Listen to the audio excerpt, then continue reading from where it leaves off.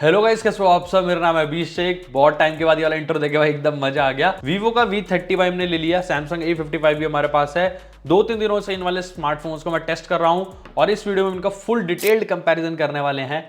आपको बता दूंगा 40,000 के अंडर सैमसंग का ये वाला फोन लेना चाहिए। वैसे मेरे पास ना S23 FE भी है, क्या आपको वो ले लेना चाहिए, ये ले लेना चाहिए, Vivo V30 या 30 Pro क्या लेना चाहिए, सब कुछ कंफ्यूजन यहाँ पे क्लियर कर दूंगा। सबसे पहले देखो प्राइसिंग की ही बात कर लेते हैं। तो सैमसंग का फोन है वो बेस वेरिएंट में आता है 8GB रैम 128GB में 40,000 रुपीज में। वहीं Vivo की बात कर तो 8GB रैम 128GB इसका भी बेस वेरिएंट आ जाएगा, आपको 34,000 में मिलेगा और 8 के लिए 36,000 आपको देने पड़ेंगे। आफ्टर ऑफर्स आपको सैमसंग 37 के अराउंड पड़ेगा, 3,000 का बैंक डिस्काउंट लगाने का, और Vivo आपको 30,500 में मिल सकता है क्योंकि इस पर 3,500 का बैंक डिस्काउंट है। अब मुझे 31,000 में Vivo का 256GB वेरिएंट मिला था, ऑफलाइन से मैंने बाय किया है। सैमसंग यहाँ पे मैंने 36,000 रुपीज में बाय किया है। अब काफी लोग बोलेंगे कि A55 को Vivo V30 Pro से कंपेयर करना चाहिए था, लेकिन भाई ये वाला स्मार्टफोन ना कई मामलों में V30 से ही पीछे रह गया, तो प्रो से तो बात ही छोड़ देते हैं। सैमसंग के साथ भाई कोई केस नहीं आता है, कोई स्क्रीन प्रोटेक्टर नहीं है, कोई चार्जर बॉक्स में नहीं आता है एक 40,000 रुपीज के फोन के साथ में। वहीं Vivo आपको बॉक्स में एक केस भी देता है ट्रांसपेरेंट वाला, स्क्रीन प्रोटेक्टर भी लगा हुआ है और चार्जर भी बॉक्स में आता है, वो भी 80 वॉट का। बिल्ड के बारे में बात कर रहे थे तो सैमसंग का जो स्मार्टफोन है ना एकदम टैंक की तरह बना हुआ है। आगे पीछे ग्लास है, साइड में मेटल का फ्रेम भी है। Vivo में पीछे ग्लास है, आगे भी ग्लास है, साइड में लेकिन मेटल का फ्रेम नहीं है, प्लास्टिक का फ्रेम देखने के लिए मिलता है। अब सैमसंग में आपको cornering gorilla glass Victus plus की प्रोटेक्शन मिलती है आगे और पीछे, बट स्क्रीन प्रोटेक्टर नहीं है, केस नहीं है बॉक्स में। इसी का फायदा उठा लिया सैमसंग वालों ने। Vivo के साथ हालांकि आपको कोई बैक में ग्लास कौन सी प्रोटेक्शन दिया वो बताया नहीं है। फ्रंट में तो स्कॉट का अल्फा ग्लास यहाँ पे दिया हुआ है, लेकिन कर्व डिस्प्ले है इसमें। वेट और थिकनेस की बात करें तो सैमसंग 213 ग्राम्स पे आता है और ये हैवी भी है। वहीं Vivo भाई काफी ज्यादा स्लिम और लाइट वेट फोन है और वन हैंड यूज में ना ये Vivo ज्यादा कंफर्टेबल लगता है होल्ड करने में। सैमसंग भाई काफी ज्यादा फ्लैट है जिसकी वजह से अनकंफर्टेबल लगता है, क्योंकि इसका स्क्रीन साइज भी 6.6 है। वैसे इसका 6.7 इंच होने के बाद भी ये ज्यादा कंफर्टेबल है क्योंकि ऐसे साइड से राउंडेड है और हाथ में भी अच्छे से फिट होता है। दोनों ही स्मार्टफोन्स ना पीछे से ऐसे ग्लॉसी बैक डिजाइन के साथ में आते हैं, तो फिंगरप्रिंट्स के निशान इजीली आ जाते हैं। वैसे Vivo में ऐसे कम दिखते हैं क्योंकि इसमें थोड़ा सा पैटर्न वैटर्न है और ज्यादा इतने नहीं आते जितने सैमसंग के ऊपर आते हैं। वैसे सैमसंग के पास एडवांटेज है कि IP67 की वाटर एंड डस्ट रेजिस्टेंस आती है इसके अंदर, और इसमें IP54 की वाटर रिपेलेंट डिजाइन आती है। अब देखो क्लियरली बोलूंगा, सैमसंग दिखने में बहुत प्रीमियम लगता है। ये की आइलैंड जैसा उठा हुआ है, साइड से ब्रश्ड एल्यूमिनियम फ्रेम है, विक्टस प्लस वगैरह बहुत ही सही लगता है। डिस्प्ले के बारे में बात करते हैं। सैमसंग में 6.6 इंच की डिस्प्ले है, Vivo में 6.7 इंच है। यहाँ पे आपको 1080p रेजोल्यूशन मिलता है, मतलब फुल एचडी, और Vivo में 1.5K का रेजोल्यूशन है। दोनों में एमोलेड है, 120 हर्ट्ज का रिफ्रेश रेट भी है। लेकिन बेजल्स की अगर बात करें ना तो Vivo के अंदर काफी कम बेजल्स हैं एज कम्पेयर टू सैमसंग।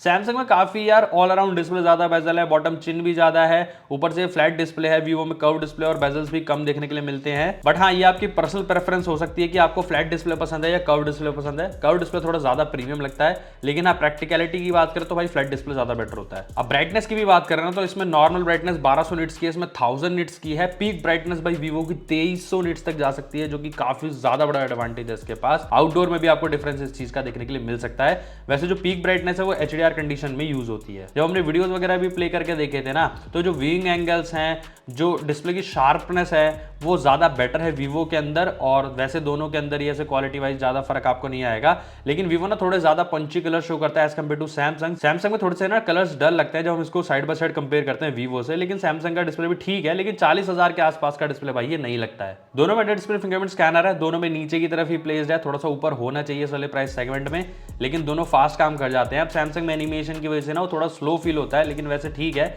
लेकिन Vivo का तो भाई कोई मुकाबला नहीं है फिंगरप्रिंट स्कैनर में, आपको पता ही है, वो बहुत ज्यादा फास्ट है। अब 120 हर्ट्ज दोनों में बढ़िया तरीके से काम करता है, वहां पर कोई इशू नहीं है, सारी एप्स वगैरह में चल जाता है। लेकिन Vivo में मेरे को एक बग देखने के लिए मिला है, जब आप इसको ना स्मार्ट स्विच के ऊपर रखते हो ना, तो जैसे 120 हर्ट्ज जब नीडेड है तो हो जाना चाहिए 120 हर्ट्ज स्क्रोलिंग टाइम, लेकिन नहीं होता, वो 90 हर्ट्ज से ऊपर नहीं जाता है। लेकिन जब आप इसको 120 हर्ट्ज पे ही रखते हो ना, तब 120 हर्ट्ज काम करता है। वैसे Vivo के अंदर एक फीचर भी है, जो ऐप यहाँ पे 60 हर्ट्ज पे चल रही है ना, उसको भी आप ऐसे फोर्स कर सकते हो 120 हर्ट्ज पे चलने के लिए, और वो चल जाती है। ऐसा कोई फीचर आपको सैमसंग में नहीं मिलता है। वैसे हेडफोन जैक दोनों फोन्स में नहीं है, लेकिन Vivo यहाँ पे पीछे रह जाता है सिंगल स्पीकर के साथ में, और यहाँ पे स्टीरियो स्पीकर्स मिलते हैं सैमसंग में विद डॉल्बी एटमॉस।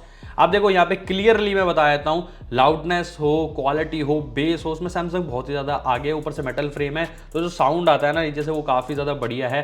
तो मल्टीमीडिया एक्सपीरियंस के लिए अगर स्पीकर्स की बात करें तो सैमसंग क्लियर विनर है। वीवो भाई सिंगल स्पीकर के साथ हार जाता है, मतलब इस प्राइस कैटेगरी में सिंगल स्पीकर्स नहीं देने चाहिए, स्टीरियो स्पीकर्स होने चाहिए थे। हैप्टिक्स देखो सैमसंग के ज़्यादा बेटर है, एकदम फ्लैगशिप लेवल के नहीं है लेकिन इस वाले प्राइस रेंज के हिसाब से ठीक है, मतलब डिसेंट मैं बोलना चाहूँगा। लेकिन वीवो के अंदर भाई हैप्टिक्स इतने ज़्यादा अच्छे नहीं है, मतलब बिल्कुल ही बिलो एवरेज में बोलना चाहूँगा। यहाँ पे इस चीज़ को इंप्रूव करना चाहिए था जिससे यूजर एक्सपीरियंस खराब होता है। अब प्रोसेसर्स की बात करते हैं तो दोनों में ही भाई अलग अलग प्रोसेसर है। सैमसंग में एक्जीनोस का 1480 प्रोसेसर देखने के लिए मिलता है जो कि 4 नैनोमीटर का है। वीवो में स्नैपड्रैगन का 7 Gen 3 प्रोसेसर मिलता है। हमने दोनों ही स्मार्टफोन्स के अंदर बेंचमार्क्स भी रन करे थे। तो सबसे पहले जब हमने Antutu रन किया तो वीवो यहाँ पे 8 लाख के आसपास आ रहा था, ये यहाँ पे 7,33,000 के आसपास है। Geekbench 6 को भी रन किया था, उसमें भी है ना सैमसंग के एक्जीनोस ने ज्यादा बेटर परफॉर्म किया भाई, तो ये थोड़ा सा सरप्राइजिंग था मेरे लिए। उसके बाद हमने यहाँ पे स्टोरेज रीड राइट स्पीड भी रन करके देखी थी तो उसके रिजल्ट्स भी आपके सामने है। स्टोरेज राइट स्पीड ना वीवो में कम आएगी भाई क्योंकि UFS 2.2 है, तो 3.1 में वैसी फास्ट आनी थी। CPU थ्रॉटलिंग टेस्ट भी हमने रन किया था, उसके स्कोर्स आप यहाँ पे देख सकते हो कि सैमसंग ने जो जिप स्कोर है वो मैक्स परफॉर्मेंस में ज्यादा निकाला। एवरेज परफॉर्मेंस में वैसे वीवो ज्यादा यहाँ पे परफॉर्म कर रहा था बढ़िया। वैसे ये सिर्फ 7% ही थ्रॉटल हुआ, ये 20% थ्रॉटल होने के बाद भी मैक्स परफॉर्मेंस ने ज्यादा निकाली। लेकिन सस्टेन्ड परफॉर्मेंस में एक्जीनोस यार हमेशा बेकार ही रहता है, आपको पता है वीवो वहां पे बाजी मार जाएगा। ज्यादातर एप्स ना सैमसंग में जल्दी लोड हो जाती है क्योंकि स्टोरेज यहाँ पर फास्टर निकल के आती है। अब जो रैम मैनेजमेंट है, इवन तो दोनों के अंदर ही 8 GB की रैम मिलती है, बट सैमसंग में बहुत ही ज्यादा बेटर है रैम मैनेजमेंट। मतलब जितनी भी एप्स खोलोगे वो वहीं से खुल जाती हैं। वहीं जो वीवो है भाई वो बार बार एप्स को रीलोड करता है, तो इनको सॉफ्टवेयर ऑप्टिमाइजेशन करने की डेफिनेटली ज्यादा जरूरत है। वैसे दोनों ही स्मार्टफोन्स गेमिंग स्मार्टफोन नहीं है, उनको टारगेट भी नहीं करते हैं। एक्जीनोस 1480 नया प्रोसेसर है, लास्ट वाले A54 में 1380 मिलता था जो कि इस बारी आपको A35 में दे दिया गया है।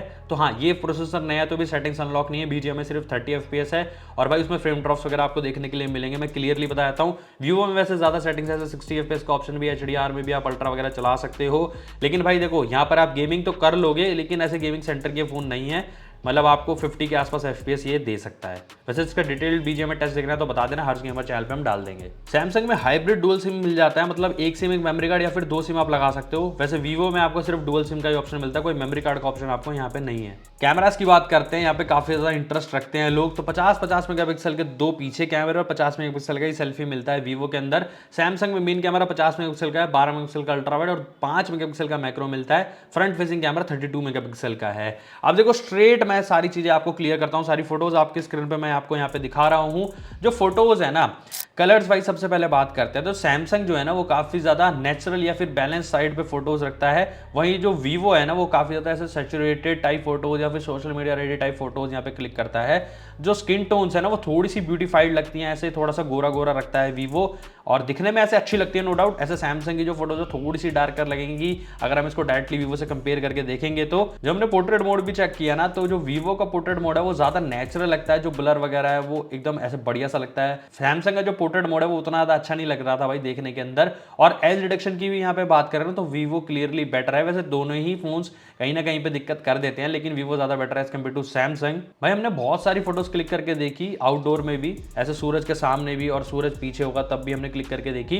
तो जो लाइट कंट्रोल है ना वो डेफिनेटली वीवो का भाई much better as compare to Samsung. Even की जो शेडोज में भी डिटेल है ना, मतलब जो डार्कर रीजन होता है वो सैमसंग उतने अच्छे तरीके से बैलेंस नहीं कर पाता जितना वीवो कर पा रहा था। अल्ट्रावाइड कैमरे की बात करें तो वीवो में से 50 मेगापिक्सल का कैमरा तो दिया गया है लेकिन वीवो का कैमरा ना उतना ज्यादा वाइड नहीं है। सैमसंग का कैमरा ना ज्यादा वाइडर है, ज्यादा फील्ड ऑफ व्यू कैप्चर करता है।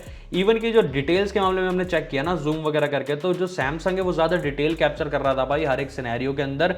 तो हाँ, 50 मेगापिक्सल का कैमरा तो यहाँ पे वीवो ने दे दिया लेकिन उतना अच्छा काम नहीं कर रहा है ऐसे डिटेल के मामले में, ना फील्ड ऑफ व्यू उतना ज्यादा है। अब आ जाते हैं वीडियोस के ऊपर, तो दोनों ही स्मार्टफोन्स 4K 30 FPS में रेयर फेसिंग कैमरा से वीडियो रिकॉर्ड कर सकते हैं। 4K 60 FPS का ऑप्शन नहीं मिलेगा क्योंकि उतने केपेबल नहीं है। और दोनों फोन फ्रंट फेसिंग कैमरा में भी 4K 30 FPS पे वीडियो रिकॉर्ड कर सकते हैं। सरप्राइजिंग चीज मुझे ये लगी कि वीवो ने भी ना कैमरा स्विच का ऑप्शन दे दिया, वीडियो रिकॉर्ड करते करते ना फ्रंट फेसिंग कैमरा में स्विच कर सकते हो या फिर बैक कैमरा में स्विच कर सकते हो, क्योंकि पहले 4K नहीं था वीवो के फ्रंट फेसिंग कैमरा में, तो स्विच भी कैसे करते। लेकिन वो सिर्फ ना ऐसे 1080p तक ही काम करता है, 4K में काम नहीं करता। वेरे सैमसंग में ना 4K 30 FPS में भी फ्रंट एंड बैक में स्विच कर सकते हो, उसमें थोड़ा बहुत ऑडियो वगैरह कट होता है दोनों स्मार्टफोन्स में लेकिन काम कर जाता है।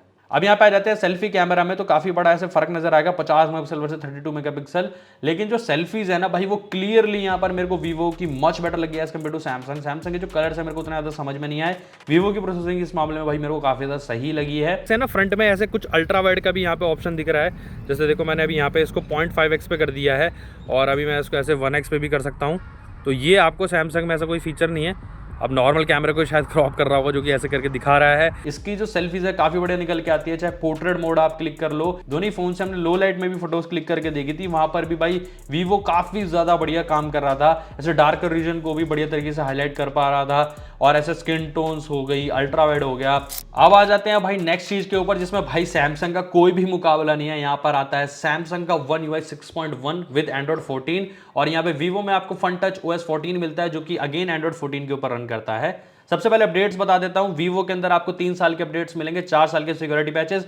सैमसंग में भाई 4 साल के मेजर एंड्रॉइड अपडेट्स और 5 साल के सिक्योरिटी पैचेस मिलेंगे। यूआई वगैरह की अगर हम बात कर रहे हैं तो भाई सैमसंग का कोई कंपैरिजन नहीं है, चाहे फीचर्स के मामले में बात हो जाए। लेकिन वैसे फीचर्स तो भाई वीवो में बहुत ज्यादा देखने के लिए मिलते हैं, वो बात नहीं है। लेकिन गुड लॉक जब हम सैमसंग के फोन में डाल देते हैं, उसके बाद जो हर एक चीज हम कस्टमाइज कर पाते हैं ना भाई, वो बहुत ही ज्यादा नेक्स्ट लेवल रहता है सैमसंग के फोन के अंदर। अब फीचर्स की बात करते हैं तो सैमसंग में सैमसंग पे मिलता है, वायरलेस पेमेंट्स वगैरह आप कर सकते हो।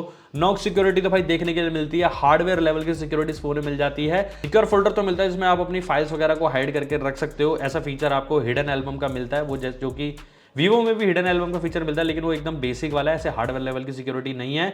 लेकिन इसमें प्राइवेट शेयर का फीचर आपको आ जाता है, जिसमें आप चीजें वगैरह शेयर कर सकते हो अपनी प्राइवेटली। और सैमसंग वॉलेट है जिसमें आप अपने कार्ड्स वगैरह ऐसे गवर्नमेंट आईडीज वगैरह सेव करके रख सकते हो, काफी ज्यादा सिक्योर्ड रहता है वो। इस बार फन टच OS 14 के अंदर वीवो ने भाई काफी कम ब्लोटवेयर्स वगैरह यहाँ पे दिए हैं। इवन की जो हॉट एप्स, हॉट गेम्स भी है ना, वो भी बाय डिफॉल्ट ऐसे ऑफ आती हैं, लेकिन अभी भी वो ना ऐसे यूआई के अंदर प्रेजेंट है, उसको आप ऑन कर सकते हो, करना मत भाई। लेकिन एक चीज पता क्या है, अपडेट्स के बाद ना ये चीज ना ब्रांड्स फिर से इनेबल कर देते हैं, तो वो अंदर है इसका मतलब हटी नहीं है, ठीक है। वो जस्ट ऑफ करके बाय डिफॉल्ट भेज रहे हैं, और जो ब्लोटवेयर वगैरह आते हैं ना वो आप अनइंस्टॉल कर सकते हो। ऐसे सैमसंग में भी काफी ज्यादा ब्लोटवेयर्स वगैरह आते हैं भाई, उनको भी आप अनइंस्टॉल कर सकते हो, तो ज्यादा बड़ी दिक्कत वाली बात नहीं है। वैसे कस्टमाइजेशन में वीवो की भी कोई टक्कर नहीं है, बहुत ज्यादा कस्टमाइजेशन के फीचर्स मिल जाते हैं इसके अंदर, जो डायनेमिक इफेक्ट्स वगैरह हैं, जिसमें आप लॉक स्क्रीन के एनिमेशंस, ठीक है, कैसे लॉक होगी स्क्रीन, फिंगरप्रिंट का एनिमेशन क्या होगा, बहुत सारी अलग अलग तरीके की चीजें, जैसे यूएसबी इंसर्ट करोगे तो आप कौन सा एनिमेशन आएगा, इतनी सारी चीजें हैं ना, मतलब आप थक जाओगे कस्टमाइज करते करते। अब फाइनली बैटरी की बात करते हैं तो दोनों में 5000 mAh की बैटरी है, लेकिन वीवो 80 वॉट की फास्ट चार्जिंग के साथ में आता है, और सैमसंग भाई पता नहीं कब ये 25 वॉट की चार्जिंग से ऊपर बढ़ने वाले हैं। इवन की अल्ट्रा में भी 45 वॉट की चार्जिंग आती है।